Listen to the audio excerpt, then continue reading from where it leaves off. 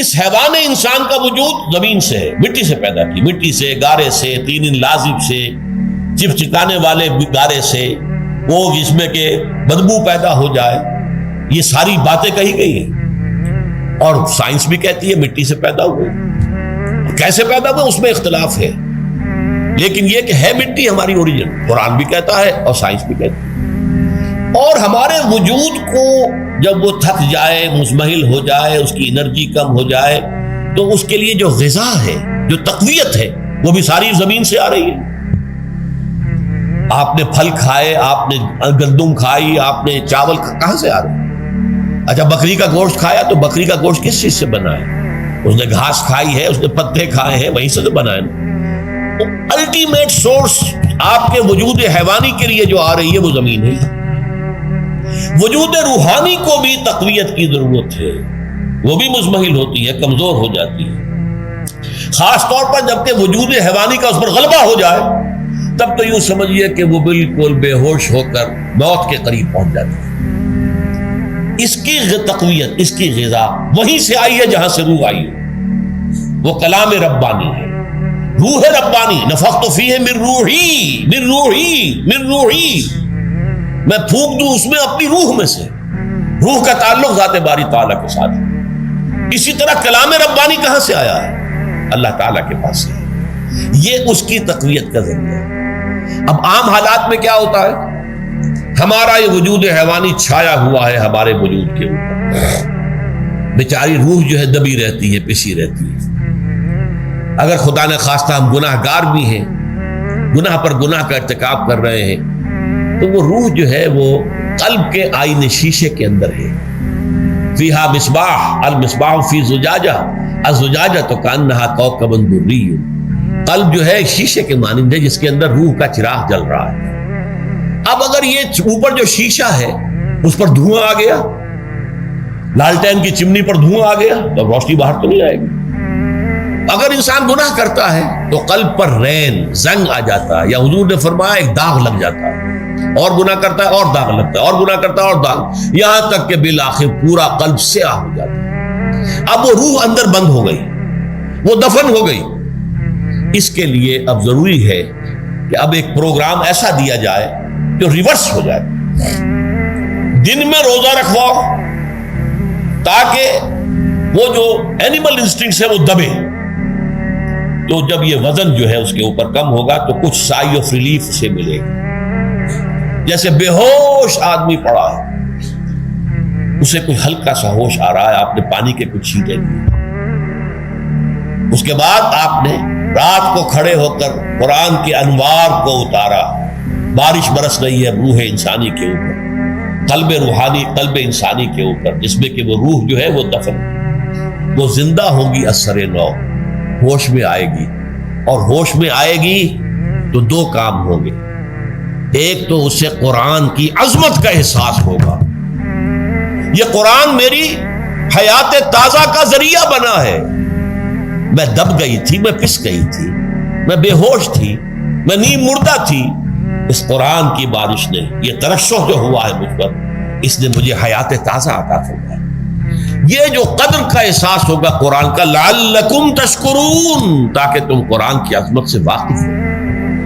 ایک انسان بھوک کی وجہ سے اس کا شوگر لیول اتنا گر گیا کہ بے ہوش پڑا ہوا، اب ظاہر بات ہے کہ آپ اسے کچھ پانی کے چھینٹے دیں گے تو کچھ ہوش میں آئے گا، پھر غذا دیں گے تو اب وہ پوری توانائی پر آئے گا، تو معلوم ہوگا اسے اس غذا کی کیا قدر و قیمت ہے۔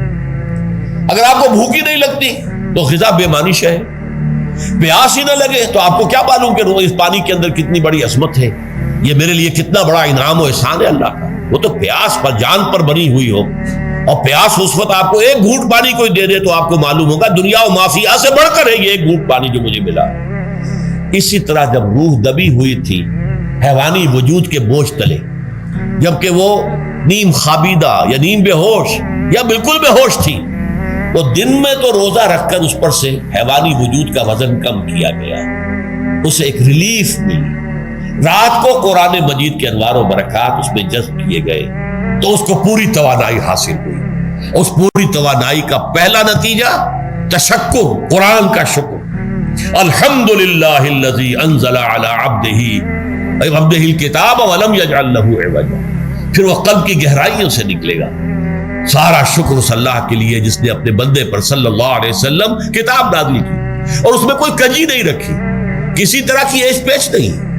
یا تبارک الذی نزل الفرقان علی عبدہ لیکون للعالمین نصیرا، بڑی بابرکت ہے وہ ذات جس نے اپنے بندے پر فرقان نازل فرمایا تاکہ وہ تمام جہان والوں کے لیے نذیر اور خبردار کرنے والا بن جائے۔ یہ قرآن کی عظمت کا احساس، اور ظاہر بات ہے جس قدر کسی نعمت کی قدر و قیمت کا احساس ہوگا اسی قدر تو آپ شکر ادا کریں گے۔ اگر آپ نے کسی بچے کے ہاتھ پر ہیرا رکھ دیا، اسے کیا پتا یہ ہیرا کس بلا کا نام ہوتا ہے، وہ سمجھے گا کانچ کا ٹکڑا ہے۔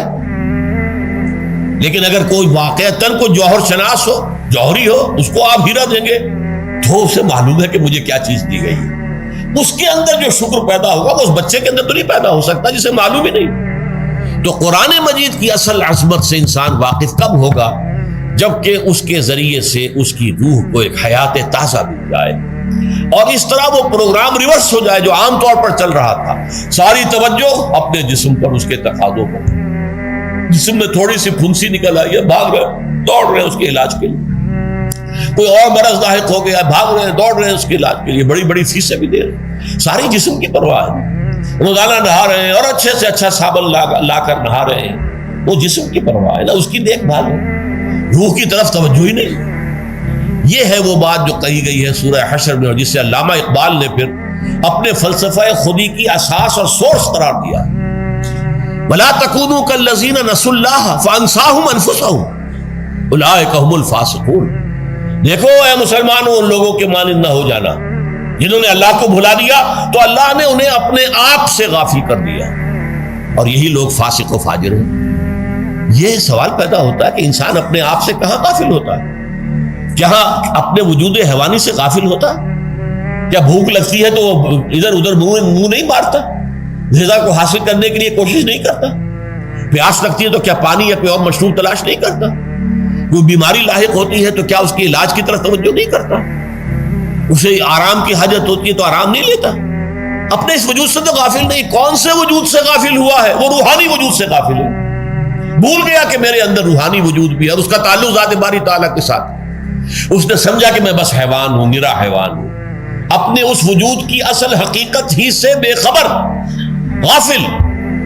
چنانچہ آج کے دور کا سب سے بڑا المیہ کیا ہے؟ ڈاروین کے نظریے کے جو اثرات پیدا ہوئے ہماری معاشرت پر، ہماری سوچ پر، ہمارے فکر پر، ہمارے فلسفے پر، ہماری سوشولوجی پر، وہ کیا ہے کہ ہم بھی نرے حیوان ہیں۔ اللہ اللہ خیر سب، یہ سب سے بڑی محرومی ہے اس دور کی کہ انسان اپنے اصل شرف سے خود ہی مستعفی ہو گیا۔ ہمارا کوئی وجود ہے ہی نہیں، روحانی وغیرہ، روح کسے کہتے ہیں ہم نہیں جانتے، بس یہ جسم ہے۔ ہم اللہ کو نہیں جانتے کون ہے کون نہیں ہے، ہوگا ہم تو اس کائنات کو جانتے ہیں۔ ہم روح سے واقف نہیں، ہم تو اپنے جسم کو واقف۔ آخرت سے اب ہمیں کچھ پتہ نہیں، شاید ہو شاید نہ ہو، کچھ پتہ نہیں، لیکن یہ زندگی تو ہے، اسے ہم جانتے ہیں۔